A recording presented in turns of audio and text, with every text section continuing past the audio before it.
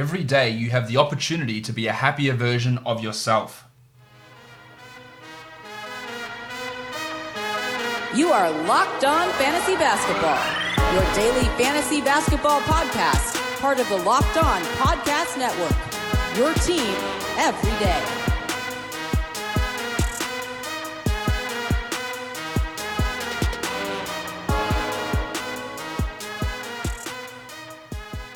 Hello and welcome to the Locked On Fantasy Basketball podcast brought to you by Basketball Monster. My name is Josh Lloyd and I am the lead fantasy analyst at basketballmonster.com and at Yahoo Sports Australia. And you can find me on Twitter, as always, at redrock_Beeble and on Instagram at Locked On Fantasy Basketball. Mock draft week is very much underway. Yesterday, we had a 12-team rotisserie league snake draft mock. Today is a head-to-head mock draft, 14 teams, a bit deeper than usual. 14 teams, 14 men on a roster. Tomorrow, we are back to doing a standard 12-team head-to-head league on Yahoo. This time, we did one last week for Fantrax. And then the end of the week, we're doing a 20-teamer and a 16-teamer, and the 16-team is going to be an auction draft. So some deeper league stuff for you guys as well. Still going to be information in those leagues for anybody. But today we're doing 14 teams over on Fantrax, a head-to-head league. Unfortunately, I have drawn the number 14 spot for this draft, so it's going to be... yesterday I was number 1. In the Roto draft, so it was a long time between drinks for my picks. Today, the same sort of thing, except I'm at the shit end of the draft at number 14. So picking 14 and 15, and then it's going to be a long time until we get back around to my selection. Michael Bolton, I don't think he's got a team in this draft, but he still wants to hear about it. Let's get to it. Let's get to it, indeed.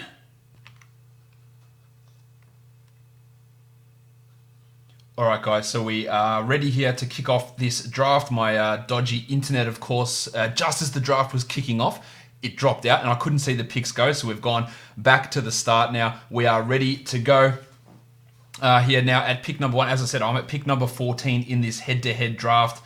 We're going now as well. All right, I'll just better type this in. We are off. Chill Winston, or Winston Chill. I don't know what this name means. He is on the clock. Again, these first couple of picks went off the board before my internet would let me respond. It was so frustrating.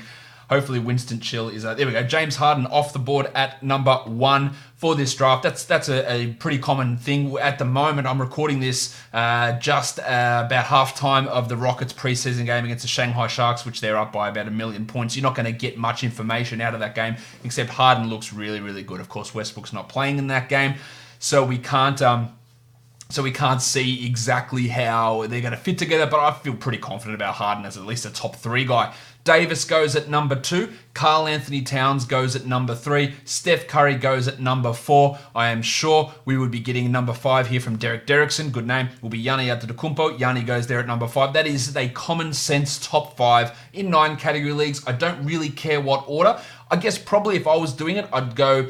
and yesterday I had a Roto League and I went with Davis at 1. I'd probably go Harden, Towns, Davis, Giannis, Steph is probably the way that I go. But again, if I just want to mix things up, I can go a different direction, especially from those top 3. I keep saying there's a top 5. I don't think I'd really entertain anyone outside of Harden, Davis, or Towns with that number 1 pick at this point. So better keep talking about what's going on here. Nikola Jokic goes at number 6. Dame Lillard goes at number 7, and then at number 8 is Joel Embiid. LeBron James goes at number 9. Sorry about that. Just a quick thing on Embiid. I've been talking about his load management. I've been talking about Kawhi's load management, how I think it's overblown. And we've seen that sort of stuff come out of media day. Embiid trying to play 70 games. He may not be able to, but I feel pretty okay about these guys just not taking discriminate rest right across the season and people really, blowing it out of proportion. They're going to play 50 games, which is, of course, a massive load of bullshit. So I think we should still have that level of caution and that level of risk there, but not as much as before. And we're seeing Kawhi actually drop pretty far here. Brad Beal goes at number 10. Andre Drummond goes at number 11. Leonard is still on the board. Could he still be on the board there for me at number 14? No. Team Danchar picks Kawhi at number 12. I think that's pretty good value. Kyrie still on the board for me. Apologize for that siren. I'm going to turn it off because it is a very, very annoying sound. At number 14, Irving is going to be my pick there at that spot. And then the next 2 guys I've got on my list are Paul George, who could miss 6 weeks of the season. I'm not too keen on that. So I'm going to take Kyrie with my first pick there. And then Chris Paul, Paul George. Which guy do I take there? Or am I doubling down on guards and taking Devin Booker, Drew Holiday, Trae Young? Booker's injuries have been a bit of a concern the last year or so. I think there's a lot of nonsense in those injuries in terms of the Suns are bullshitting their way through it. The broken hand, no, that was real. But some of his other stuff, even the hamstring, I guess that was real too. But some of it, I think he could have got an extra 5 or 6 games out of every season. Trae Young hasn't had any injury problems. Pairing him with Kyrie early is going to help quite a bit. I think that's the direction I'm going to go. It's risky. Drew Holiday is there as well.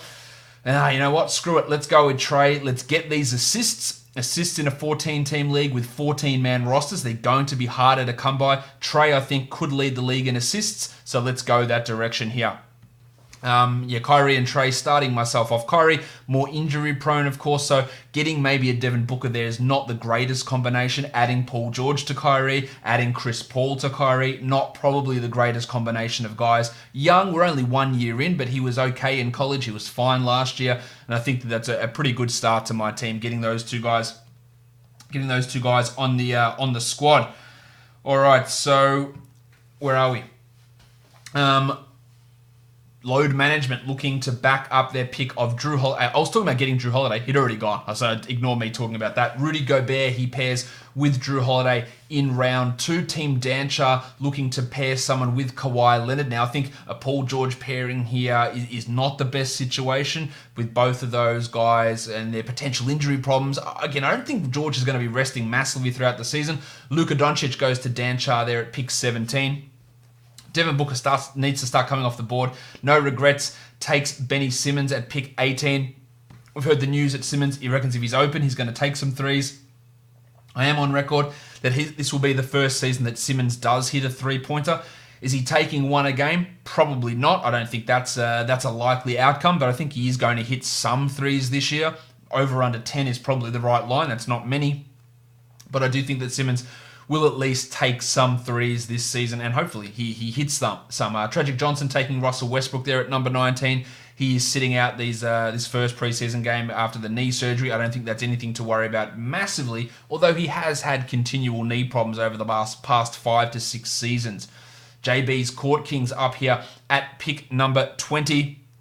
We're getting into Paul George territory now as well. Nikola Vucevic goes there at number 20. Devin Booker, weirdly, still on the board. And Jimmy Butler. So I don't know why both of those guys are lasting. I would have had both of them over Gobert, Doncic, and Simmons. So some interesting decisions being made here. Jim Butler off the board now. Because he's my butler. He goes at pick number 21. At 22, this has to be Booker territory to me. And Paul George is in the mix here. Again, you do have to be aware that maybe the first 6 weeks are out for George, so maybe he's more of a third-round player, a top 35 guy rather than a top 25 guy. But once you head to the head-to-head playoffs, he's probably going to be that top 14 guy. But can you deal with 6 weeks out for Paul George? Again, it would depend on who I picked in the first round as to whether I go back to George in this area here. So, there's Booker off the board at 22. That's a smart pick. Kemba is another guy that's coming into play here. Paulie George, Larry Birds makes that decision. Now, who did Birdo take in the first round? To see the pair there, Nikola Jokic. So that's a pretty solid pairing. Jokic, talk of load management. Anytime anyone hears that term, they just they shit themselves. So people, oh man, Jokic is going to be load managed. Everyone's going to have some games off at some point this season. So I'm not overly worried when that term gets mentioned. Don Mitchell goes to Derek Derrickson.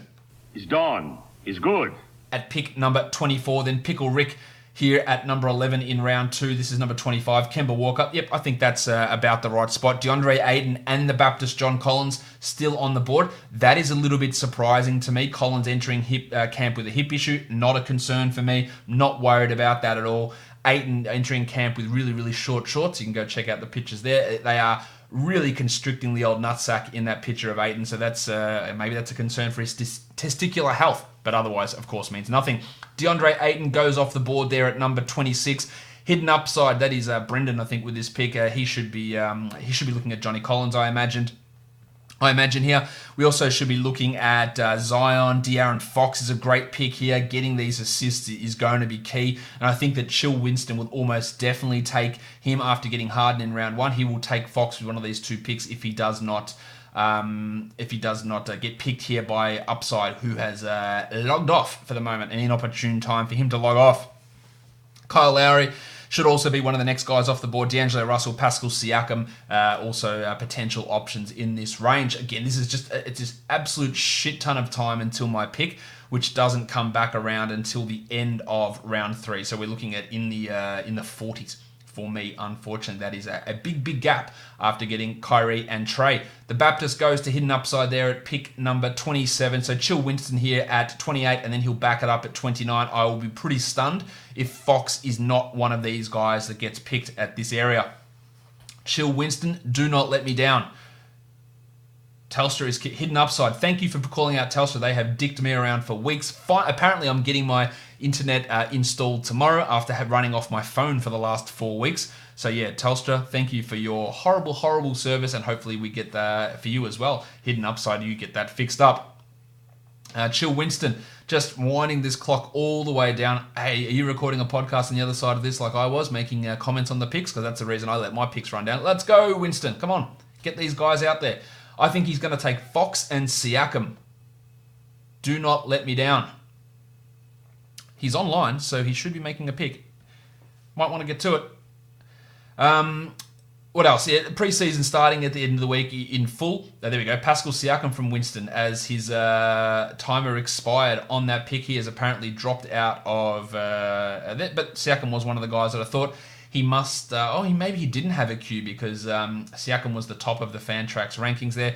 It says he's back online. He'd want to jump on and actually make a pick here, but even if he gets Zion, that's not far off where it should be at this spot. So I think Zion.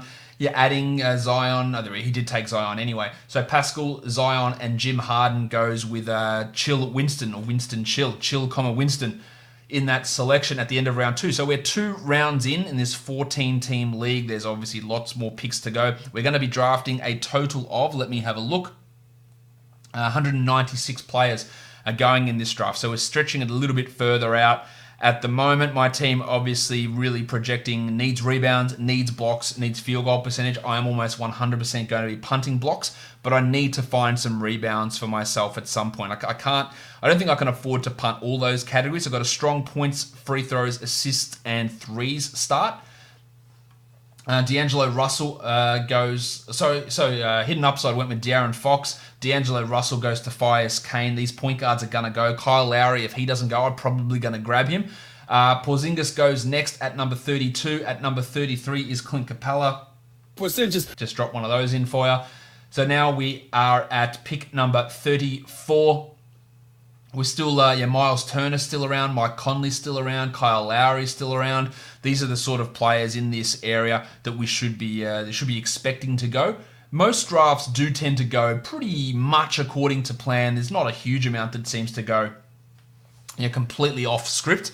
And we've seen that through most of these mock drafts that we're doing. But this is going to... The change in strategy in a deep league, it just means that you push your flyers out a little bit. So while you might take a flyer on a Markelle Fultz in round 12 of a standard league, which is around that 130, 140 mark, in a 14-team league, the 130, 140 mark is more of a round 10 situation, which is a starter quality player. So you probably don't want to be taking that flyer early. So it changes those guys. So players like Paul Millsap, Rudy Gay, who have a solid floor, limited ceiling, they become more in play at that type of area. Miles Turner goes at 34. LaMarcus Aldridge goes at 35. Rock solid for Aldridge. I worry when the drop-off's going to come for LaMarcus because he is 34 years of age. He's excellent efficiency, piss poor in steals, but when is the drop-off going to come? Maybe this year. He's still going to be getting a lot of minutes and a lot of shots, but I worry where the efficiency lies.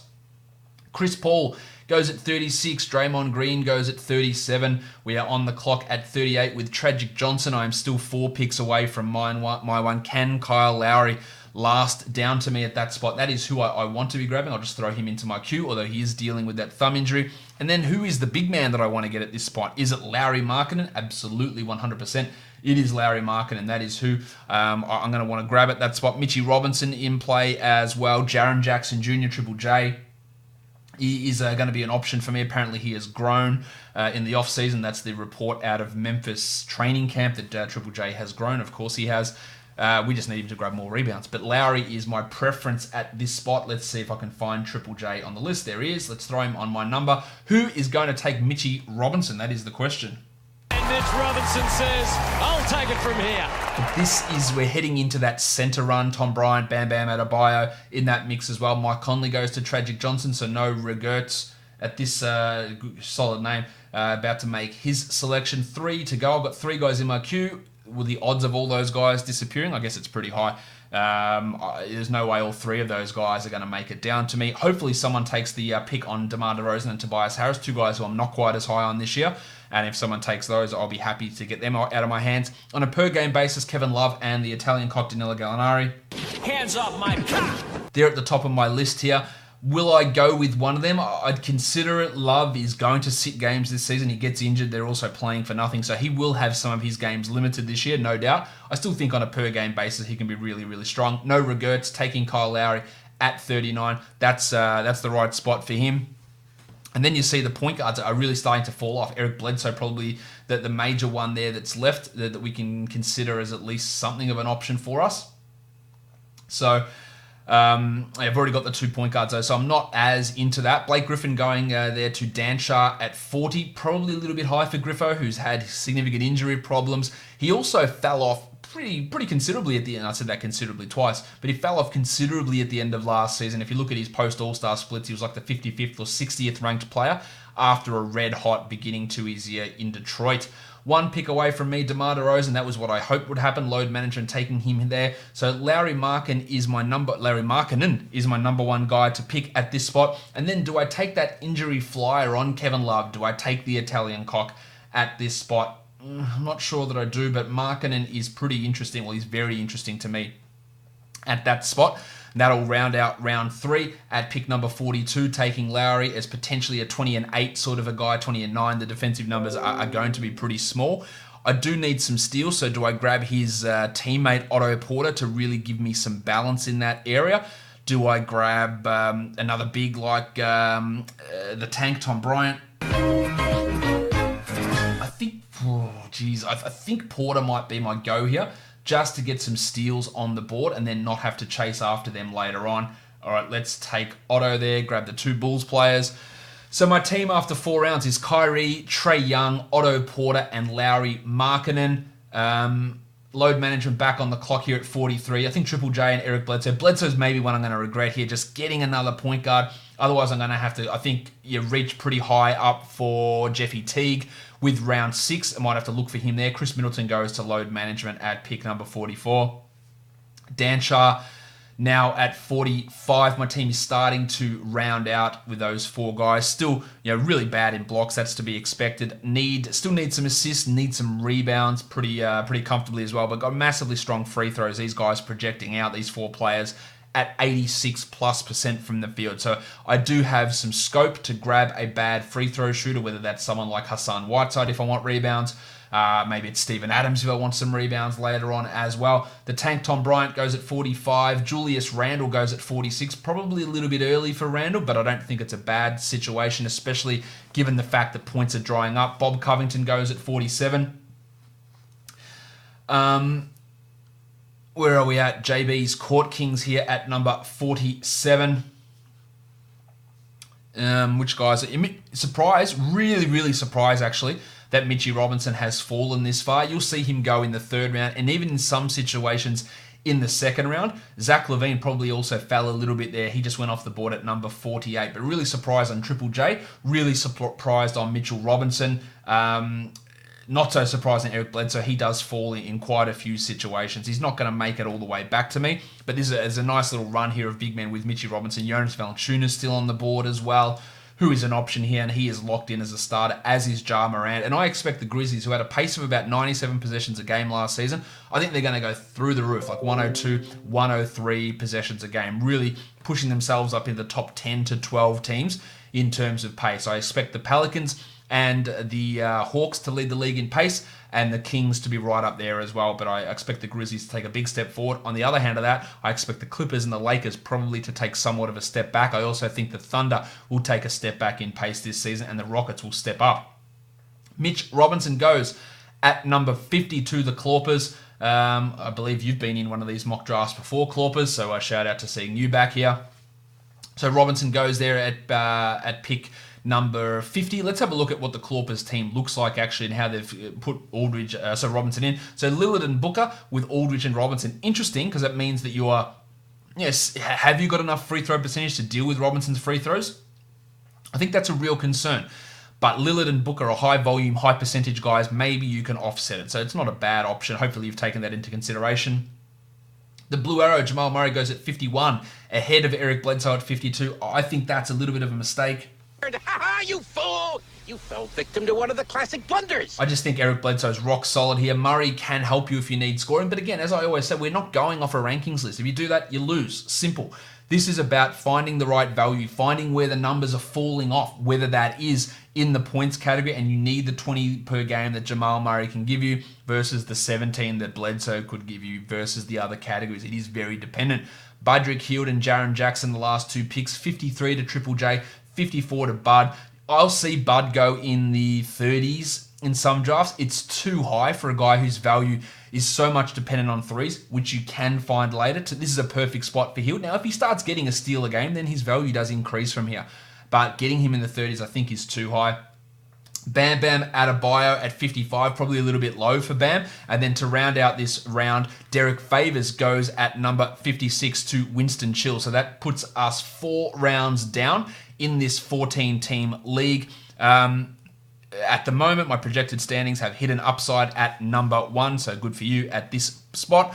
And I'm sitting at about 5th or 6th, which I'm pretty okay with considering I drafted at number 14.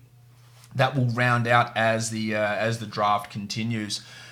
Kevin Love's still around. He should be going really, really soon. I believe this is the... Now, I had a pick in this range. I'd definitely be grabbing Kevin Love. I'd also be looking... did the Italian cock already go off the board? He must have. Dylan Gallinari? He must have gone. I just didn't see it. No, maybe not. Interesting. Anyway, Kevin Love does go off the board there at 57. Jonas Valanciunas at 58. Where is Gallinari? Maybe he has gone and I've just missed it. Did I miss that? Yep, he has gone. All right, cool. Oh, there he is. He went there after Zach LaVine. My apologies. Before Mitchell Robinson. So, yeah, Valanciunas goes off at 58. That could end up being a real big steal. If he plays 30 minutes a night, JV, he is a top 30 guy, I reckon. Yeah, if he's 27 to 28, this is about the right spot, but that is huge value for hidden upside, who already is looking at having a pretty strong squad. Let's have a look at his team now. Fox, Anthony Davis, Bam Adebayo, the Baptist John Collins, and Jonas Valanciunas. Very heavy on bigs. He's, I would guess, going with a punt assists mold, which sends to me to have one of the best value responses for this season, especially if you're getting, say, Towns or Davis early on. Getting some great value out of punt assist fit builds. I'm seeing that right across all the mocks that I'm doing, and that's where hidden upside is sitting at the moment. Probably also punting threes, given the way his team looks. Wendell Carter Jr. goes off at 59, fully healthy. Wendell heading into camp, unquestioned starter at center, 30-plus minutes a night. And I highlight this, I don't know the bloke that wrote this post, but someone on Reddit was talking about Bulls sleepers, and someone said, Wendell Carter might be a sleeper. Somebody else responded to that saying, but he just won't get any minutes because he's going to be playing behind Thad and Lauri Markkanen. So that is really important to note. And the reason I think this guy said that is he sees the designation on Carter as power forward center and thinks that he's going to be the power forward for this team. Now, of course, that's 100% wrong, but it just shows that people might have different valuations to you. So doing trades, trying to find that guy who maybe doesn't understand how things necessarily work. Hey, you might think it's cheap to try and get the newbie in your league to get value off it, but that doesn't have to even be someone who's completely inexperienced or doesn't know about the NBA. Looking at these trades, maybe you can swing something that makes no sense for that other guy, but they just don't understand exactly how it works, or they've got a completely different view on how their things are going to play out. Now, if Thad and Lowry start off with Wendell Carter, I don't even know. I'll do something stupid, but maybe there's a 1% chance of it happening. Probably not. Anyway, I've missed a few picks here. Lonzo Ball went after Wendell Carter. Steve Adams went after him. CJ McCollum after him. And then at 63, Toby Harris. So 62 was CJ, 61 was Steve Adams, and 60 was Lonzo Ball. This is the normal range for where these guys go. No big surprise in any of these players. Interestingly, that Jason Tatum is still on the board. You've got Malcolm Brogdon, another guy in this area. I'm giving a little bit of a bump to Ja Morant as well, who's ready to go. Actually, still not 5-on-5 scrimmaging, but he'll be ready. Started opening night, good minutes, good pace. That really does help his overall value. The guy that I do need rebounds, I don't know which guy that's going to bring those for me, unfortunately. I always tend to find myself gravitating towards Larry Nance. I'm going to try and avoid drafting Larry Nance in this one if possible. Maybe it's Whiteside that I grab. Maybe it's Domantas Sabonis. I can absorb their free throws. Joshie Richardson, where are we? At number 64, Larry Bird says getting the 13th best player in the league at 62 seems like good value. And of course, that is hanging shit on ESPN's top 100 players in the NBA, where they put CJ McCollum literally as the 13th best player in the NBA. No offense to CJ, great bloke, not the 13th best player in the NBA under anybody's metric. Maybe 13th best bloke, but top bloke, I don't know. Anyway, Brook Lopez goes off at number 65. Hassan Whiteside, there's that goes my plan at 66. Terry, I was going to call him Scary Terry. Hate that nickname. Don't ever let that come out of my mouth again. Terry Rozier goes at number 67 to no regrets. And we're 2 picks away from my one. Jason Tatum's still on the board. I'm not normally a big Tatum drafter, but at this spot, there is going to be value there. Shai Gilgeous-Alexander goes at 68. Load management is up at pick 69. Giggity. And I've got some decisions to make here. Gordon Hayward is in the mix for me. Do I grab Al Horford because I still need rebounds? He is absolutely someone that I'm looking at with this spot. He's probably going to be the guy that I pick in this area. What other big men can I get around here? And it's probably going to have to be him, or is it Sabonis? Sabonis is a bigger volume rebound guy. Boy, do I take all right, Kelly Oubre goes at 69. Now, there's a way more. Now, Oubre over Jason Tatum, I don't really think that's defensible. I suppose load management could point to the fact that Oubre was top 30 at the second half of last season. I also don't think that's repeatable. I am on the clock, pick 70. I need rebounds. I can absorb the poor free throw shooting of Domantas Sabonis here. It's questionable how the fit is with him and my mate Miles Turner, but you know what? Let's take Domantas at that spot, and that does help me with the rebounds. I think he'll be really strong in that area. He can score a bit. He gets some passes. Now, when I look at my team, I still need rebounding, but is this the time for me to take a flyer on Ja Morant? Oh, Jason Tatum is still there. It is interesting to get Tatum, but what is he providing me that's useful at this spot? Do I need his points? Maybe. The clock is winding down. I've got 30 seconds to go. Do I grab Rubio and his assists and steals? Or do I take the flyer on Morant? You know what? Let's go with Rav. Let's go with the ravishing one. And that just gives me a nice little assist boost, a nice steals boost. Morant was really close there. Tatum and Horford really close as well. That was the group of guys. Also, Brogo in that mix as well. I'm just going to throw Jar on there, even though there's no way that he is getting to me back at my next pick. So load management on the clock. My team looking like Kyrie, Trae Young, Otto Porter, Larry Markkinen, Domantas Sabonis, and ravishing Rick Rubio. If you are listening to this podcast, make sure you do check out the YouTube video as well, and you can see how the draft's going down. You can visualize how the team looks and how the queue looks. Also, so that's how my team's looking now. Absolutely horrible in blocks. I'm projected at 0.4 blocks per game, which is going to win me 0 matchups, and have a field goal percentage of 47%, which is not horrible. So I can be punting field goal percentage, but I can still be competitive in that area just by happenstance, by getting a rebounder like Sabonis, getting a high field goal guy like Kyrie, like Otto Porter for their positions. That can all be really helpful in that area. Tatum goes off the board at 72. I think that looks like real value. And when Dansha picks, if he grabs Al Horford, that's value. Morant at any of these spots, Brogdon at any of these spots, there's value in those guys. That's because I think some players like Oubre went a little bit too high. CJ went a little bit too high, pushing some of these other guys down. Toby Harris maybe went a little bit too high as well. I think Horford is falling too far, but I've seen him fall into the 90s in some drafts that I've been doing. Johnny Isaac. Love what Isaac's doing. Apparently he's taller than Mo Bamba now, which is amazing. You know I love Isaac. I think he can be a 1.5, a triple 1.5, a 1.5 threes, 1.5 steals, 1.5 blocks. I am not worried about the Chief El Farouk Aminu taking minutes away from him. He should be a 28 minimum minutes a night guy, 31 hopeful. It's his third season. I'm big on Isaac. That still is high for him, and I wouldn't reach up to grab Johnny, but he could easily be a top 50 guy. I believe in him in a big, big way. Let's have a look. No regrets up here at number 74. There are plenty of options here still available for him. It's going to get real thin very, very soon in this draft as we head as a 14-teamer. As again, we're drafting 200 blokes in this league, so it is going to get pretty thin. 4 bench spots, and this is how I think all drafts, you should be looking even number of rounds to make it fair in terms of the snake draftness. Marvin Bagley goes to no regrets at number 74. Really interesting 20 and 10 guy, maybe a blocked shot a game, poor free throw percentage. The threes are a concern. I worry about his overall upside, but I do like that pick here for him at that spot. Still Gordon Hayward, Miles Bridges. These guys, there's still a lot of value out here. Aaron Gordon, the table Montrezl Harrell. I can't believe Brogdon's still available. That's ridiculous. Given the fact that assists can be really hard to get, somebody is going to need to pick him in these next 3 picks. He is the one that's really dog's ballsing to me. Brogdon and Morant, they really do start needing to get off the board.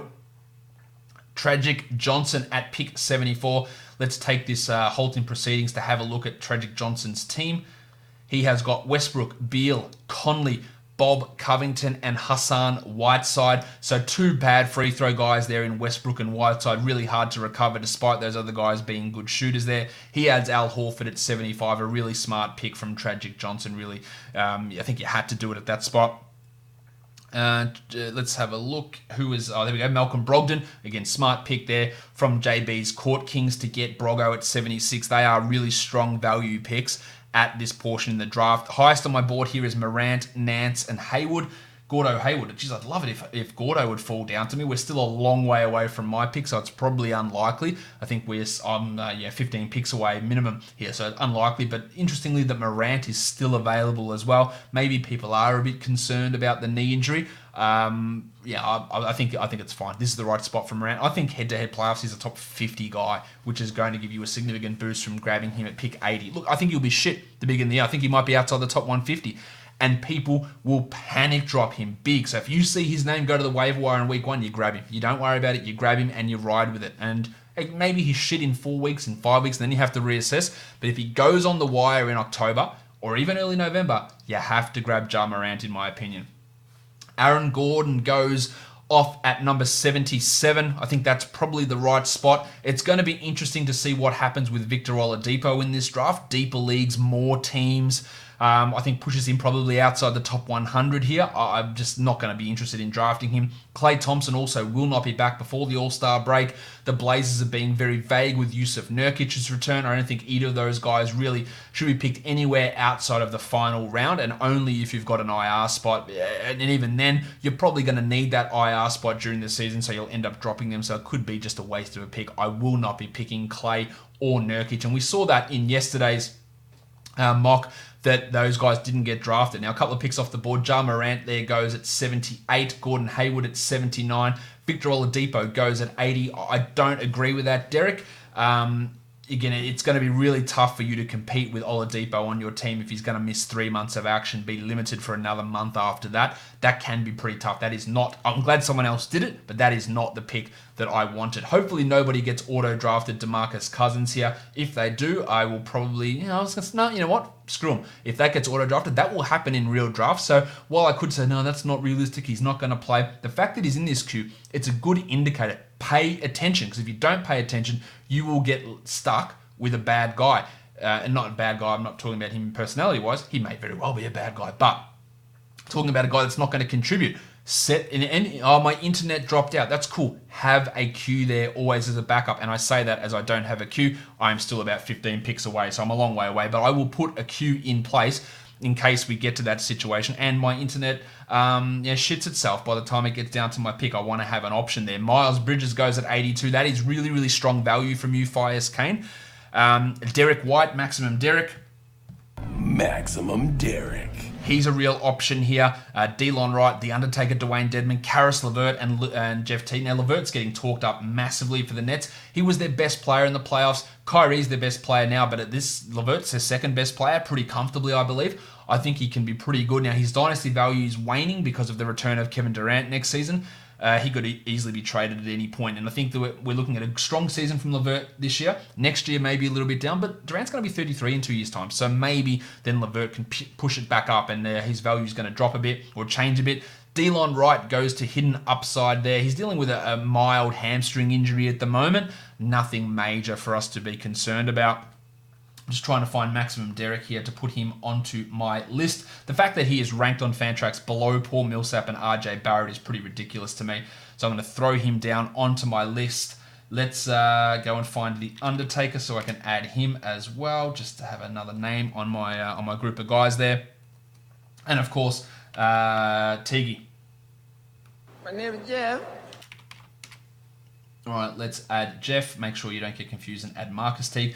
DeJounte Murray goes to Chill Winston. Now, DeJounte Murray, I think we're going to have some pretty lean starts to the season with him in terms of minutes and games missed. That is definitely a concern. LeVert goes to Chill Winston. Really, really strong pick there at number 85.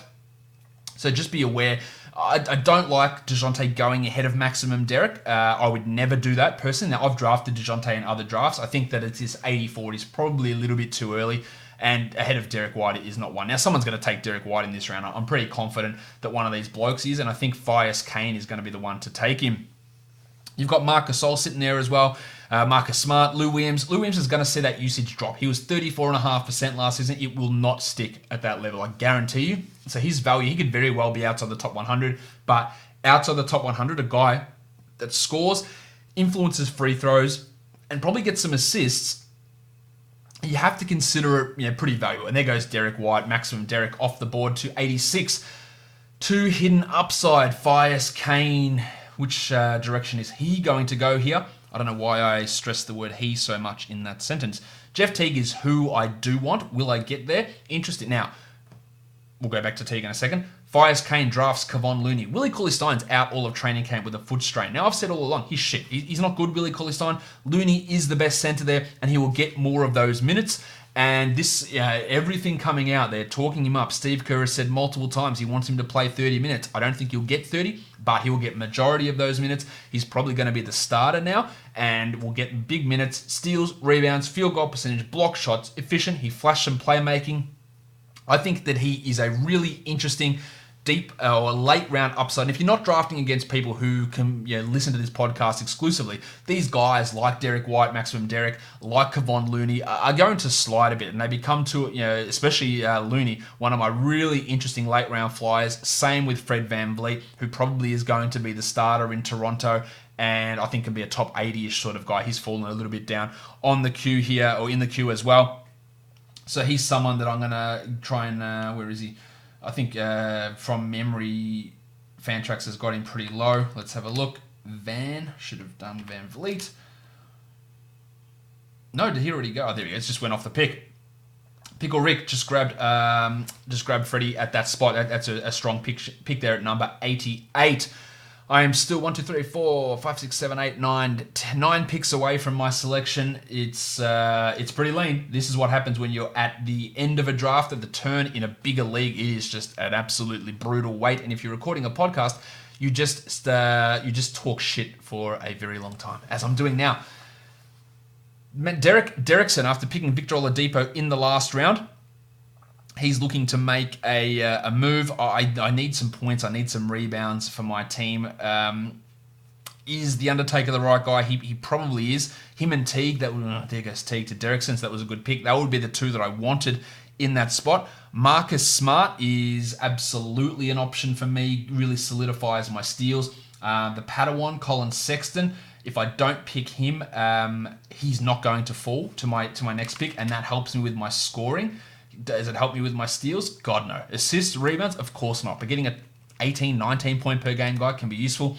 Louie Williams goes at number 90. That's not a horrible spot. Probably wouldn't be the way that I would have done it, but I think he's in about the right area there. The Clawpers on the clock at 91. Someone's got to go Marc Gasol. His value is right about here. I'll throw him onto my list. He will miss games this year, no doubt, after playing in the World Cup, being old, and being a guy who's probably going to see limited minutes. His value is nowhere near where it's been in previous years, and we do have to pay attention to that.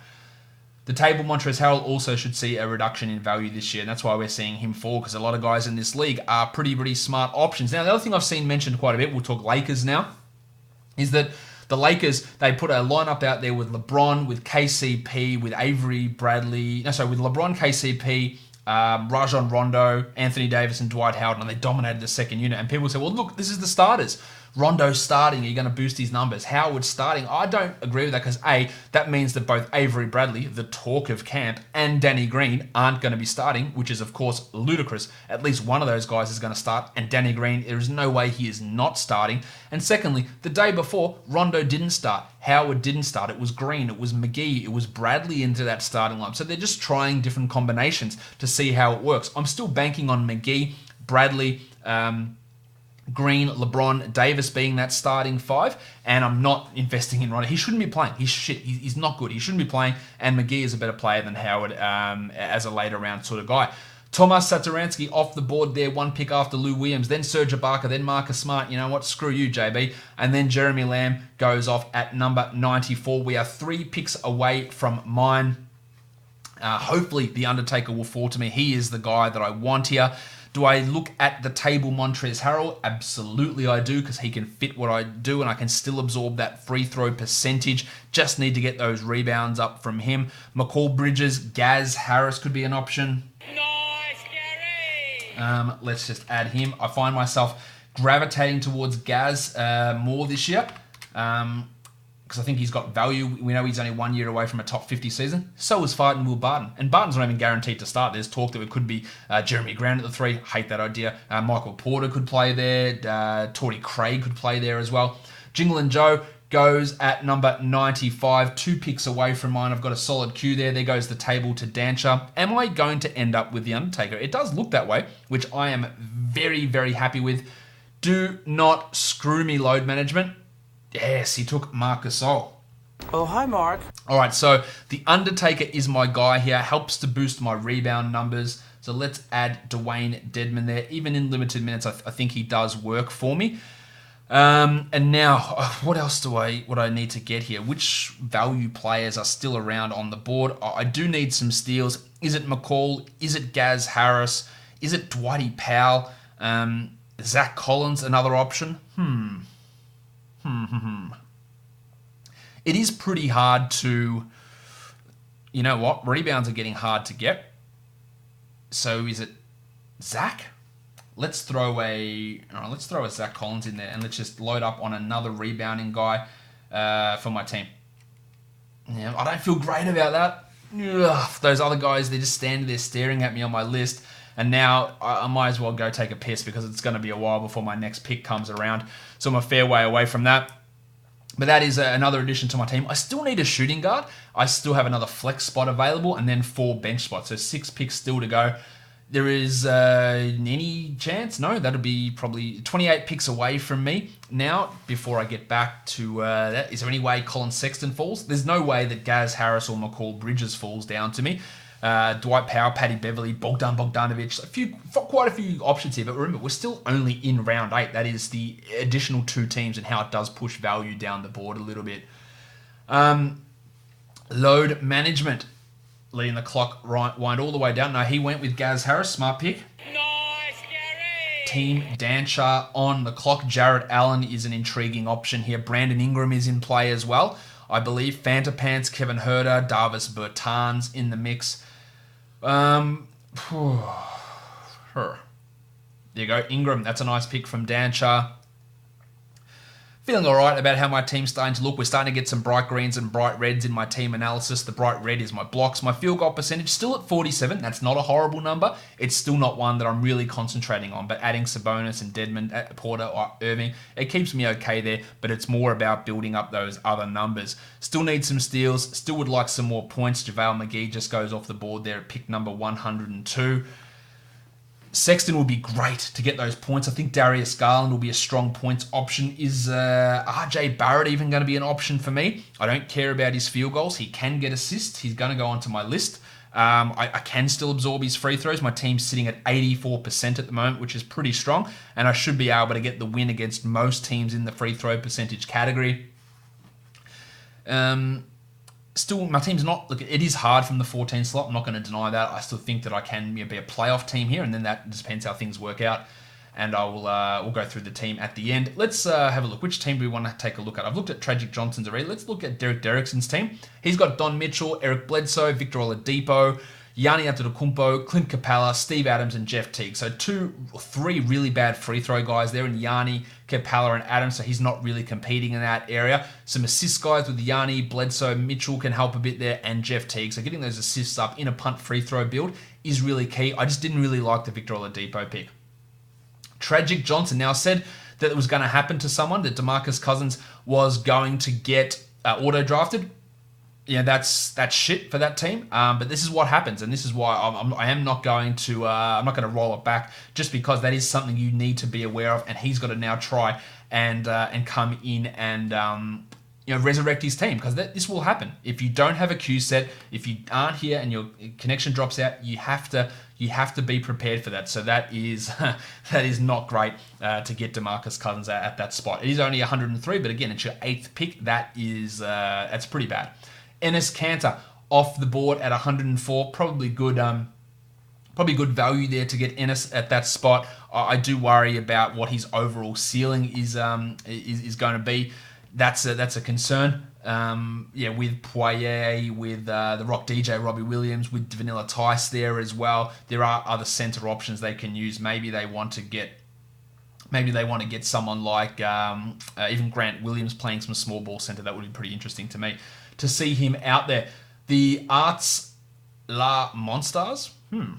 Is that a team name change? Anyway, he's on the board here at 104.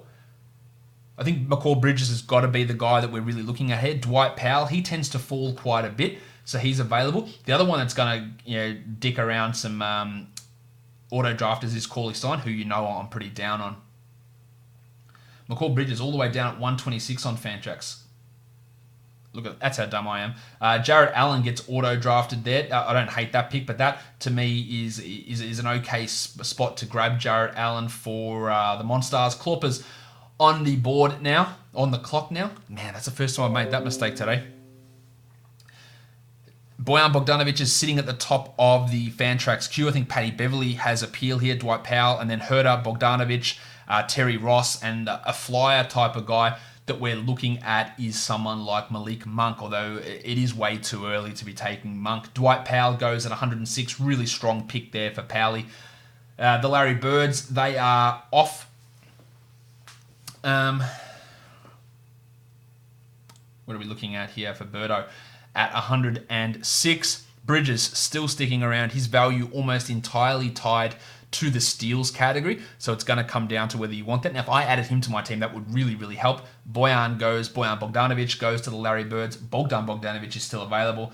I really think Bogdan is one of the best 3 players on the Kings. Fox, Hield, Bogdanovic. Maybe you put Bagley in there. I think Bogdanovic is really significantly underrated.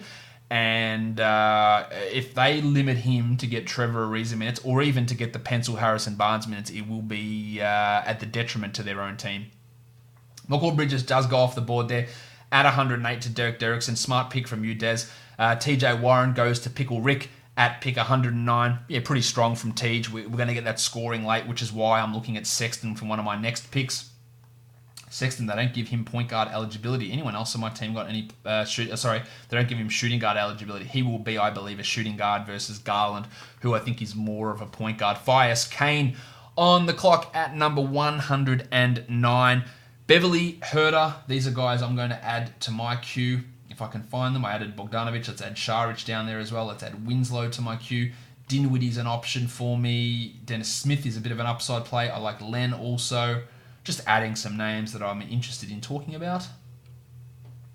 Where is that person whose name I just mentioned who I can't find? Or did he just go? Paddy Beverly, 134. No, I'll take him. Terry Ross off the board at 110. limited upside, but that's what we're talking about in these round 8 picks in a 14-team league. You can get limited upside guys. Let's get Herder. I think he's actually a solid floor and a high upside player, whereas Dragic, on the other hand, is a low upside but solid floor who looks like he's going to be the starter for the Miami Heat. Hidden upside, hopefully Telstra not screwing you around too much here at pick number 110 for the second last pick in round 8. How does Hidden Upside's team look here, by the way? Fox, Delon, Derek White, Anthony Davis, Bam Adebayo, John Collins, Valanciunas, and then Jakob Poeltl. So 5 bigs, 3 guards. He went heavy on the bigs early, grabbed a couple of guards with his next 2 picks and went with Poeltl at 111. This is a very much a basketball monster sort of draft.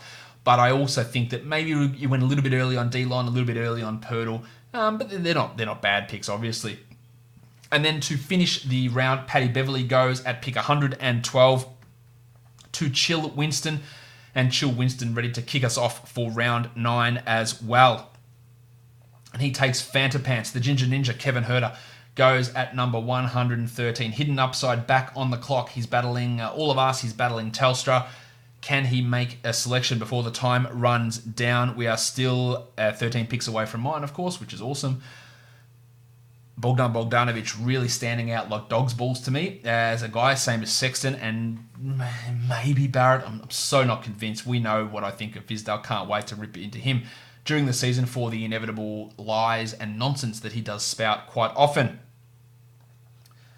So, all right, Wiggins standing out there. He is an option to me, so I'm going to throw him onto my list. Some scoring I can absorb. That's what happens with my team who have built up the free throws, 83%. I can absorb some poor free throws, and I also know that Wiggins can be a good free throw shooter. He's done it in the past. I don't know that he'll do it again, but I can absorb it if it's bad, and it's a huge bonus if it's good. The Padawan goes to Hidden Upside at number 114. Davis Bertans goes at 115. So Hidden Upside got auto-picked. Telstra must have dicked him, but he had a queue because Sexton wasn't the highest in that queue, and that is really important to be able to do. Pickle Rick going here at number 116 with Bogdanovic. That is annoying. 117 is Derek Derrickson, who's been having a really smart draft lately. Who are we looking at this? Who would I be looking at here? Malik Monk is someone who I really am going to take a flyer on, assuming he falls. I think there's a chance to actually start over Nick Batum. Although I don't know that they will, but he has been just a real nut, really, the time that he's been there in Charlotte, and he needs to show that he's switched on to get that role. I added Dwayne Bacon to my list as well, who's going to be a points guy with nothing else, but he's going to score points. He'll hit some threes as well, potentially, although he hasn't been the most consistent scorer or shooter through his career. Jaylen Brown goes at 117. I'm not really sure how much upside Jaylen has. Poor passer, poor rebounder, poor steals, poor blocks, poor free throws.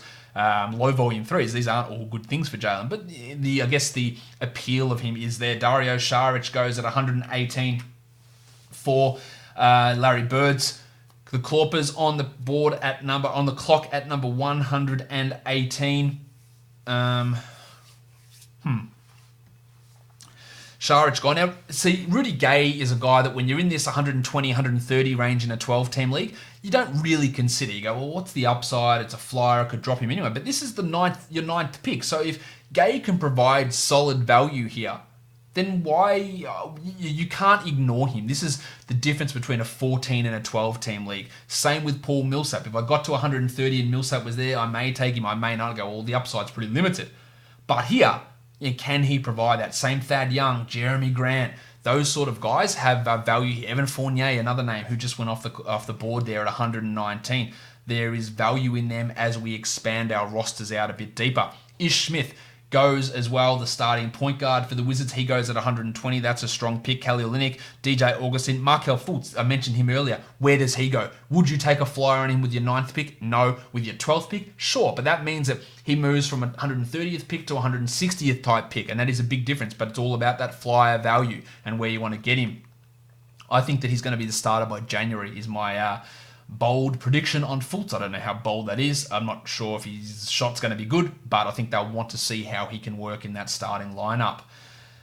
JB's Court Kings there at number 120. We're getting closer to my pick, 5 picks away. See, look, in terms of my projections, Malik Monk is coming as one of my top guys here, but I'm not comfortable taking him because my consistency or my confidence in him is not high. Dan Green goes there at 121 for the Lakers, although, again, if you think that Rondo and Howard are starting, that means you also think that Danny Green's coming off the bench, and I do not think that. Tristan Thompson at 120. Now, I would not look at Thompson as a player to pick in this range normally, but again, 9th pick. There is some value in a guy that we think can at least do something. I hope they don't play him that much, but they might. Andy Wiggins goes at 123.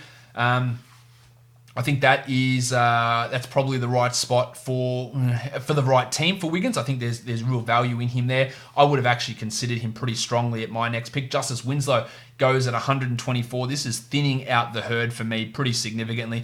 Do I look at someone like the artist formerly known as Taurean Prince? Do I look at someone like Spencer Dinwiddie to help me with some points and assists? Now, I do need some points and assists, so Spence is probably going to be my guy there. Do I look for someone like a Rudy Gay who can provide solid enough value for me at this spot? Now, it is my pick now. Smoking Joe Harris just went at 125. Do I take... Yeah, Gay is pretty interesting. Taurean Prince is interesting. Alex Len. Alex Len. I think I'm going to go with Rudy. Just give me some... Or actually... Who's the other guy? Spencer. Can Spencer play... as a shooting guard? He can't. All right, now that changes things around. Goran Dragic can, so do I go with a Dragic? Or do I take that flyer on Barrett with his bad percentages? It's too early for a flyer. Let's take Goran, slide him into the shooting guard spot. Now, what else are we going to do? I do need rebounds. Do I just go solid again with Gay and hope that does enough for my team? I need some steals, I need some boards, I need some points. Let's go with Rude and add him there as another solid play. Now it's more time for upside. My starters are picked. These are not guys that I would pick I wouldn't pick both of them at this spot in a 12-team league. It is quite different. I'm just getting some solid production that fits what I need to round out my team. And then guys like Barrett and Garland will be the players I'm looking to target with some of these next picks. Rui Hachimura, even Dwayne Bacon could be around there. But again, I'm bloody 30 picks away from my next one, so who knows what's going to change in that time. But that's my starting lineup sorted, so to speak. Irving, Dragic, Trae Young, Otto Porter, Larry Markkinen, Zach Collins, Domantas Sabonis, Ravishing Rick Rubio, The Undertaker, Dwayne Dedman, and Rudy Gay as well. Rudy Cauley going off there at number 127 for me. Paul Millsap for load management at number 128 as well. Very similar story to Dragic.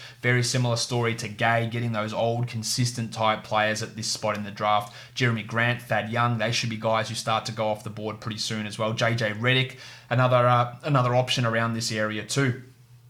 Danchar reaching a little bit for Darius Garland, but it's not that much of a reach. I think that's a pretty solid pick, and I was really debating him or Dinwiddie as other options. Dennis Smith Jr. Apparently there's a 3-man competition for the Knicks for point guard. Frank Ntilikina, I doubt he gets it because Fizdale hates Europeans. We got Ntilikina, you have got Dennis Smith, you've got Alfred Payton. Surely it's Smith they give that opportunity to, but again, it's going to be more nonsense from Fizdale, it appears, this season. Alex Len off the board at 130. I think that's really strong value for that team, which used to be called No Gertz, and now it's called Matt Smith's Tears of the Suns.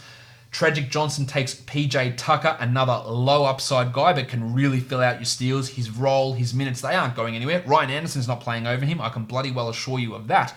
So PJ at 131, is really solid to get you those steal numbers that you're probably looking for if you're drafting him at that spot. It's been bloody hard drafting from this position in the draft. Pick 14 in this sort of league. Cody Zeller goes at 132. He's going to miss time, but his backups are not exciting, and he can provide some good value. And he's a pretty good player. So there's some value there in getting Cody Zeller. Monk, Bacon, Smith, I could get any of those guys with this next pick, I'd be pretty happy. These 5 guys in my queue, Barrett, Dinwiddie, Dennis Smith, Malik Monk, and Dwayne Bacon. Some smaller type players there. There is some value in those guys for my team. DJ Augustin, Taurean Prince, Thad Young, Chetty Osman, some other names that are names and are players. Reggie Jackson, another guy who I probably wouldn't bother with in a standard 12-team league, but in this sort of league, he can have a value because he moves up from being your 13th guy into your 11th guy or into your 10th guy. And I wouldn't be surprised if Reggie goes in this round. Interestingly, The future MVP, Kyle Kuzma, still on the board. DeAndre Jordan still on the board. JJ Redick still on the board. The Duck Luke Kennard just goes there to number 133. I think he's going to be pretty good in his third year. I don't care if it's benching or coming off the bench or starting, because if he's coming off the bench, that means Tony Snell's ahead of him, and we all know what Tony Snell can do. The Clawpers now up at number 133. We've got about 60 picks to go. We're 2/3 of the way through this draft. We're an hour in. This is going to be a long one. You guys seem to like these long mock draft podcasts and videos, though. We get quite a lot of people paying attention to them, so I hope you guys are enjoying them. Clawpers, 134. Let's speed this up. I'm very tempted to drop the clock down to like 30 seconds to bang through these last picks, but no, we'll leave it as it is. Maybe I'll put a warning out to everyone. After round 10 finishes, clock is going to 30 seconds. All right. Ignore the bad spelling. Spencer Dinwiddie goes off there at number 134. That's probably about the right spot. I think Redick and DJ Augustin need to be guys that are considered here. Jeremy Grant goes at 135. Going to have more value when Paul Millsap sits. Muted value when Millsap plays. But still, I think we'll play more minutes than Millsap. But even last year, I think he was the 99th ranked player in like 34, 35 minutes. So his upside is not that high. Poor rebounder, block shots. He shot his threes at a pretty good rate, low volume though. DeAndre Jordan off at 136. That is going to be a mess, the Jarrett Allen, DeAndre Jordan situation in Brooklyn. It's going to be hard to judge for DFS purposes, for fantasy purposes. Jordan can still help you. Remember, he's been a bad shot blocker each of the last 2 years, and limited minutes aren't necessarily going to help him in that area. But the field goal percentage is strong. The rebounds generally tend to be pretty good as well. Pick 136 is Pickle Rick up on the board, up on the clock. Just to try and round out these guys' starting lineups. Which direction is he going for here? I'm surprised Rui is still on the board, actually. Kyle Anderson. I do not know what to expect from Kyle Anderson this year. It's a real weird one. Still dealing with the shoulder issue. Thad Young off at 138. That's really good value from Fias Kane there. Kyle Anderson, he can have appealing numbers. Steals are nice. Field goal percentage can be okay. Good assist numbers, but what are they going to do with him and Jay Crowder? How are they going to run that? I'm not worried about Chandler Parsons, of course, but I'm just not. That shoulder still a problem. I think he had a thoracic outlet issue as well with his shoulder, similar to Markel Fultz. Pick number 138 for hidden upside with one of our last picks of the round. Derek really laying it on thick. Apparently is he going for a strong punt? Let's have a look. Yeah, Yanni, Clint, Adams, DeAndre Jordan, Jaylen Brown, some pretty strong punt free throw guys on his team. Hidden upside, come on, don't talk hidden upside, make your pick so we can get this going. Brendan.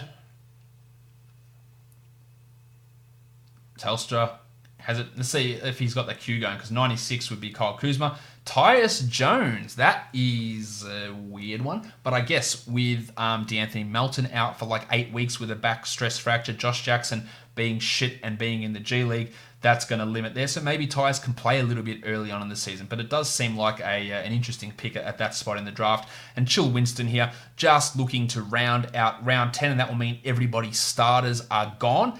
Are filled, and then we're looking to get some upsides, get some bench guys. Really, really intriguing to me that someone like Smith and Barrett and Bacon especially are still available here, and even Kuzma, as we're 141 picks in. Cauley-Stein goes at 140. I don't like that pick, quite obviously. I just don't think he's very, very good, and he's now got a foot strain heading into the season. But that will, where's my options? I'm going to change the time on these picks. 30 seconds. Let's speed this guy up. All right, Dennis Smith Jr. at 141. That's a really, really good pick. I like that from you there, old Winston. And that's the start of your bench. So we're going to wrap this thing up now. Let's get these timers a lot stronger. Now, Malik Monk is really appealing to me. So is RJ Barrett with these next couple of picks. The Baconator, Dwayne Bacon. I'll probably actually put Bacon and Monk up the top. Barrett and Rui next.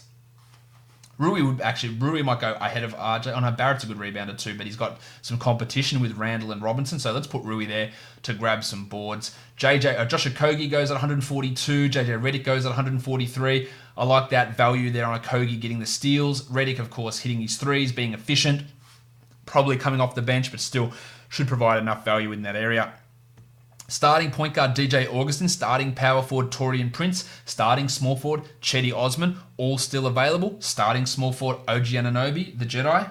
Hello there. He's still available. Pickle Rick goes with Brandon Clark at 144. I feel like I love Clark, and everyone is going even above and beyond what I think of him. Although at 144, as the first guy on your bench, I can understand looking at that upside pick. Derek Derrickson, the old punt free throw master. What is he looking to do? In fact, you know what? I'd even look at Dennis Schroeder in this round. I don't really love Schroeder, but the Thunder have come out today saying they'll try some 3-point guard lineups. Chris Paul, Dennis Schroeder, and Shai Gilgeous-Alexander. Of course, Shai is 6'6", so he can go guard small forwards.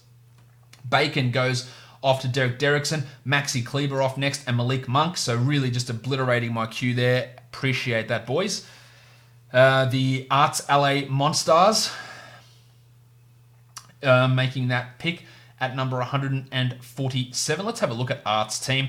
He's got Chrissy Paul, Jim Butler, Joshie Richardson, the Rooster, the Italian Cock, Danilo Gallinari, Aaron Gordon, Serge Ibaka, Joel Embiid, Jared Allen, Ish Smith, and Luke Kennard. So some pretty strong picks there from Art. Don't like that my man Malik Monk went. Eric Gordon goes off to Art there. It looks like Gordon's going to start for Houston. It didn't really matter. I actually prefer him coming off the bench so he doesn't have to share as much with Westbrook and Harden. I would have preferred Daniel House in that low usage role, so maybe that's a little bit of a downgrade for Gordo, but the minutes are still going to be pretty strong, and this is about the right spot. JB's Court Kings going with Ivica Zubac. At this point, the starting starting center for the Clippers, who can help your field goals, help your rebounds, help your blocks, and help very little else. But that's still enough at that sort of an area in your draft to draft him. Chetty Osman to Tragic Johnson, number 150. Probably the right spot there for him. And then we've got Kyle Kuzma, the future MVP. I don't think you could ignore him for too much longer. 151, he does go off the board. Now, we are 2 picks away from me. Who am I going to do? Rui? Yeah, probably RJ. Schroeder is coming onto my list as well. So it's going to be 2 of those 3. Kelly Olynyk goes off the board at number 152. I do think that DJ Augustin can actually still be helpful, so he is coming onto my list. But maybe, I think this is the time for me to take a flyer on Rui and RJ. What is it, Schroeder? All right, the pencil Harrison Barnes goes at 153.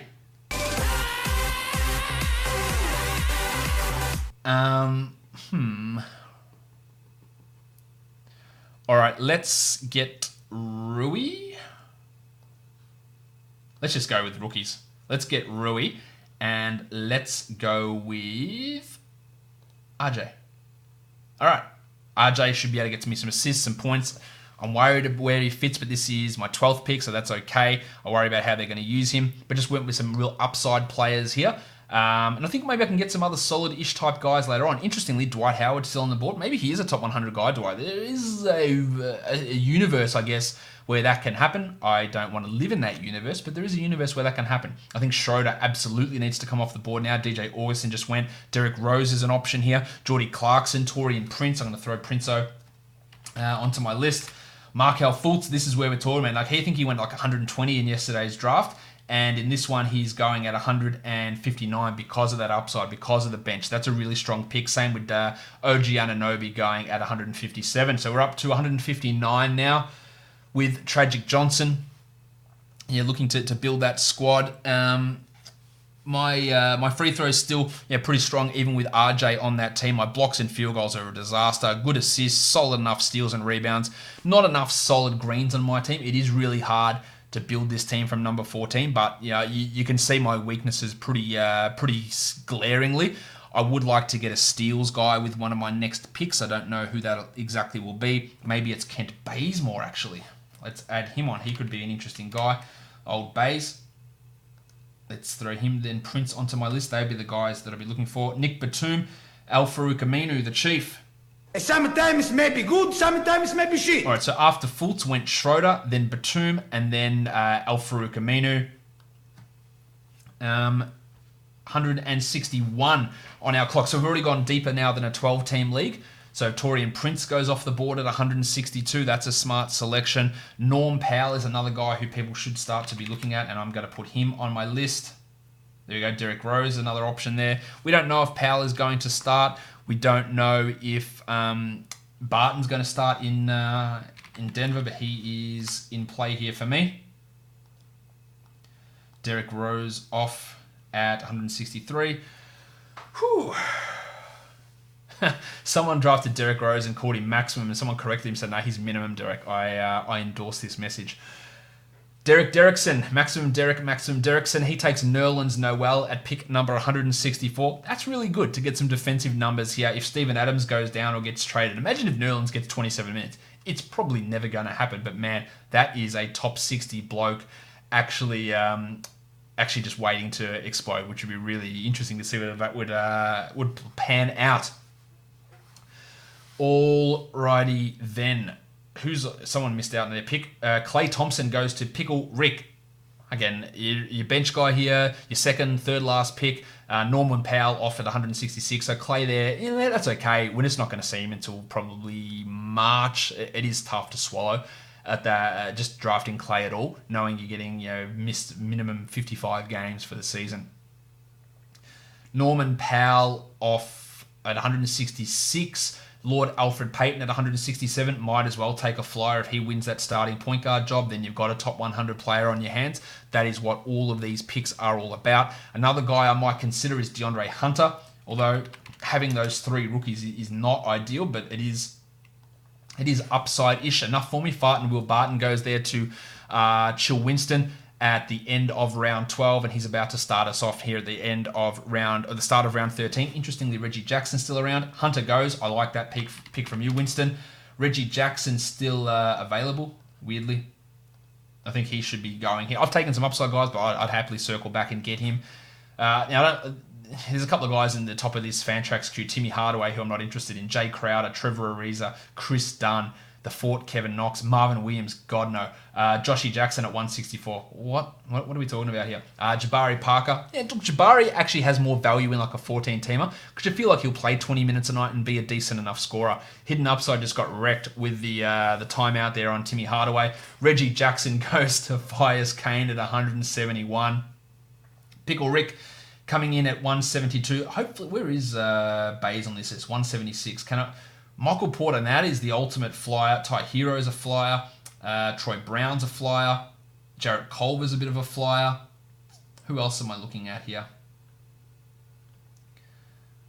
There's someone else that I'm forgetting about that I want to take a look at around this area in the draft. Well, Kent Bazemore just went to Pickle Rick. That's annoying.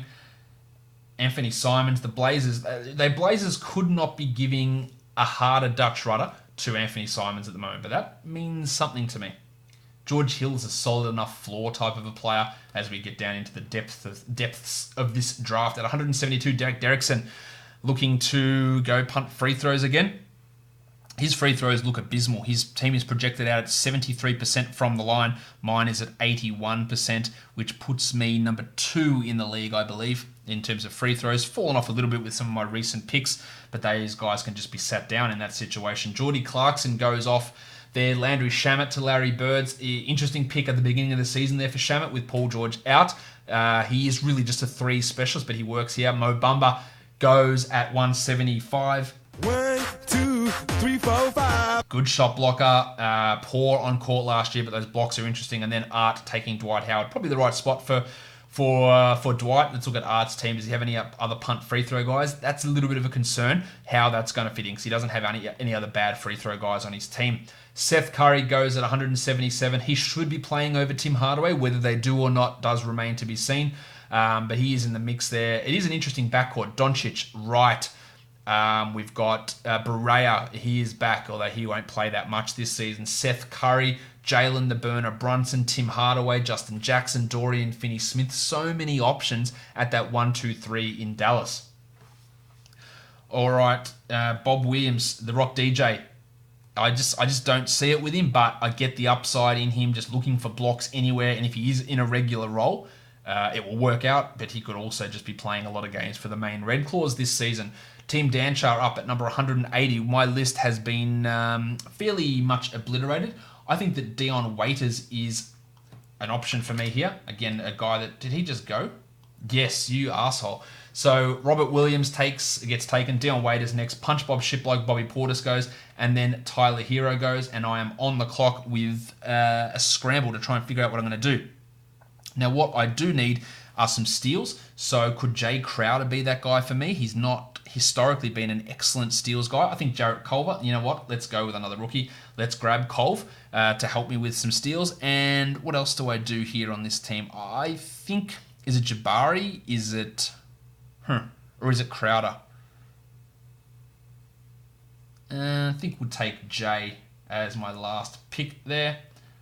All right, and that's my team. Grab some wings late, grab 3 upside rookies who I can rotate through. Could be a rough start to the year. It is, again, it's really hard from pick 14 to get this value. Cam Reddish goes off the board here at pick 184. I think he's going to get a big role, especially with Alan Crabb out all of preseason.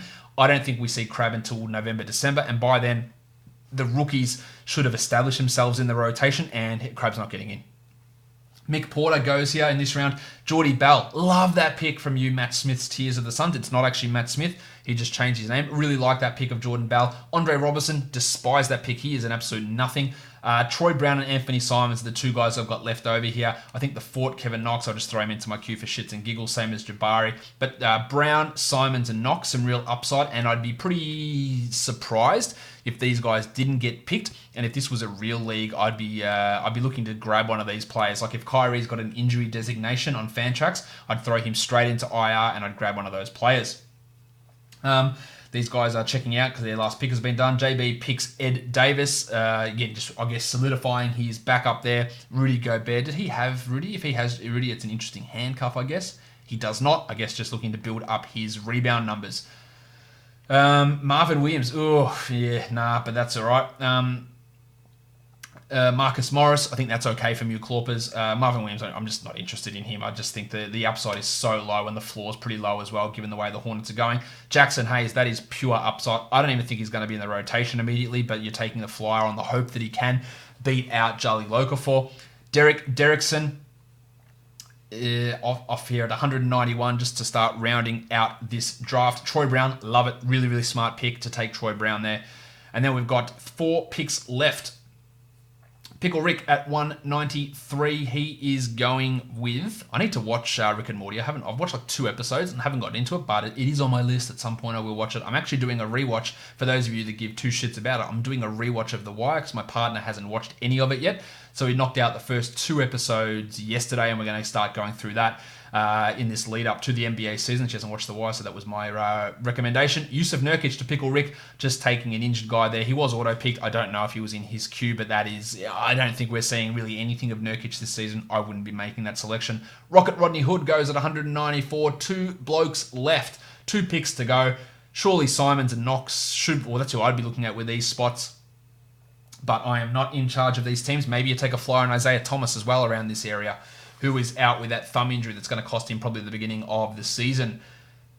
4, hidden upside, I'm sure Telstra's dicking you around. Flaming Mo Harkless, that is a great pick from you to end things off, Brendan, because he is going to start the season with Paul George out, love it, and then Rowdy Rodion's Kuruks rounds out the draft with Winston. So thank you, everybody, for being in this draft. Thank you, everyone. 14 team, 14 man, head-to-head mock draft. Thanks to everyone for being in it. I'll be back in a sec.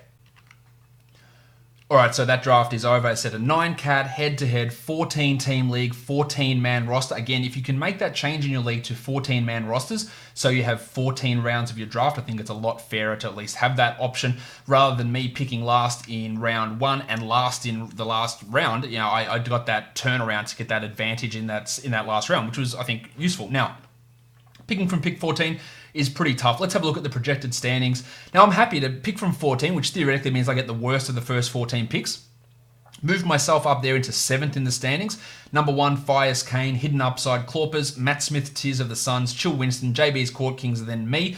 And I can also be projected to beat a couple of those teams ahead of me, Hidden Upside and JB's Court Kings. Underneath me, Derek Derrickson, Team Pickle Rick, Load Management, Team Danchar, Larry Birds, Arts Monstars, and Tragic Johnson. Unfortunately, he got saddled with DeMarcus Cousins on his squad. So that's how the team ends up looking, or the stands end up looking. But I'm happy to be able to push my way out from number 14 into that area. And I think I can still challenge some of these guys and make myself into a playoff team and have some wins, despite coming from that poor area. So my team ends up being Kyrie, Trae Young, Otto Porter, Larry Markin, and Ravishing Rick Rubio. Domantas Sabonis, Dwayne Dedmon, Zach Collins, Rudy Gay, Goran Dragic, Rui Hachimura, Jay Crowder, RJ Barrett, and Jarrett Culver. 3 rookies on my bench to take flyers on. Really strong points from my team. Really strong assists and steals and free throws. They're my real strong categories. Pretty good rebounds, solid threes. Points are not that great. They're not the worst. And terrible blocks, field goals, and turnovers. So a 6-3 punt type situation. The team at the top, Fias Kane. Let's look at his squad. Again, not surprising. A team that projects out the top, punts, assists. That team seems to happen quite a bit. Towns, Ayton, D'Angelo Russell, Hield, Carter, Wendell Carter that is, Miles Bridges, Kevon Looney, Terrence Ross, Bertans, Redick, Thad Young, Norm Powell, Reggie Jackson, and Rodney Hood. Bad assists, bad steals, subpar blocks, good turnovers, good free throws, good threes, good points. Hidden upside, who finished second, punted threes, hard, punted free throws as well. Davis, John Collins, De'Aaron Fox, Jonas Valanciunas, Bam Adebayo, Derek White, Delon Wright, Colin Sexton, Jakob Poeltl, Okogie, Tyus Jones, Alfred Payton, Mo Harkless, Timmy Hardaway. Massive block numbers, massive field goals. His team's projected at 50% from the field. Strong in turnovers, strong in steals, strong in assists as well. Bad points, bad threes. So a pretty strong look at from him. And if you go to the guy, Tracy Johnson, who's down the bottom, that DeMarcus Cousins pick really did hurt him. I don't think he did himself any favors by grabbing Andre Robertson, grabbing Tristan Thompson when he did. Robert Williams, another flyer type on his bench. It really probably overloaded in steals, could distribute those numbers into other areas. But that is how that 14-team league looked. That'll do it for me today. Follow me on Twitter at redrock_bball, Instagram Locked On Fantasy Basketball. Subscribe, Apple Podcasts, Google Podcasts, Spotify, and on YouTube. Hit the subscribe, hit the notification, leave a comment. Tell me what you liked, what you hated, what did I screw up. Tell me all about it in the comments below. Guys, we are done here. Thank you so much for listening, everyone. See ya.